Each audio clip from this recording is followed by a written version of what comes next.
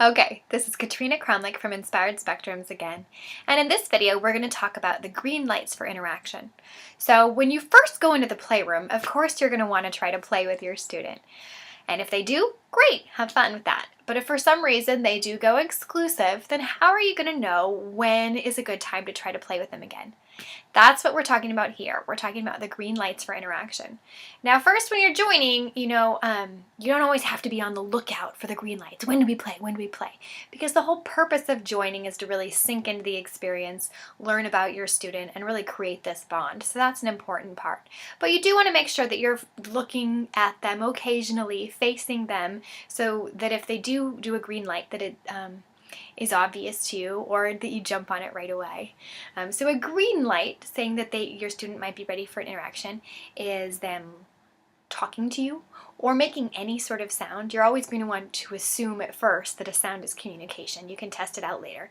But looking at you, looking at something you're doing, like a pause in their ism, or their stim. So for example, they're doing something and then they just sort of stop doing it and look around for something to do. That would be a green light. If they want something at the shelf, if they're looking up at the shelf, that would be a green light. If they come over to you, obviously, and grab you by the hand or come climb in your lap, that would be a green light. So any sort of indication that they're giving to you that they may be done being exclusive and that it's a chance for you to play with them. Those are all what we would look for in green lights. And that is an opportunity for you then to try a game. And you're going to talk more about trying games in our next video, but you want to have an idea probably of something to try. While you are joining, you might want to just think of what's the next thing you might want to try, so that when you do get a green light, you have an opportunity to just jump right in with a game with your student.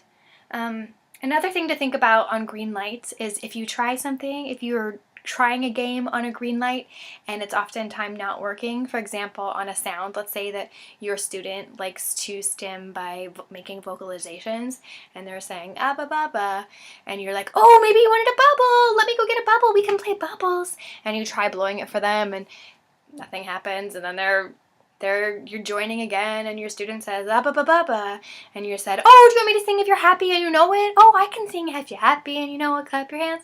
And they don't pay attention to you at all, and then again they're saying ah ba ba ba ba, and you're like, oh, maybe that means I should jump on my head.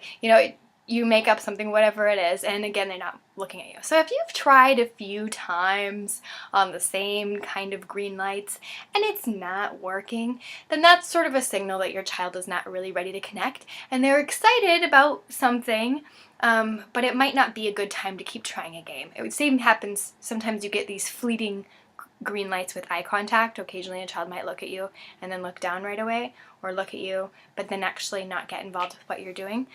So in those instances, when you're getting these quick green lights that go nowhere, that's a sign for you to sink deeper into joining and wait for a stronger green light. So maybe wait for them to make a different sort of vocalization, or something that's looking at you and talking, or if they do these fleeting lights, maybe wait for a longer bit of eye contact or for them to say something.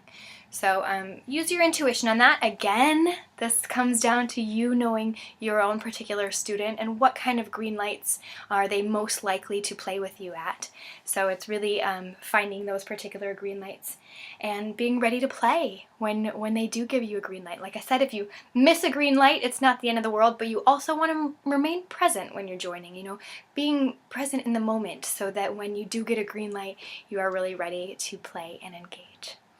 So, on behalf of your child, thank you for wanting to play, and enjoy those green lights.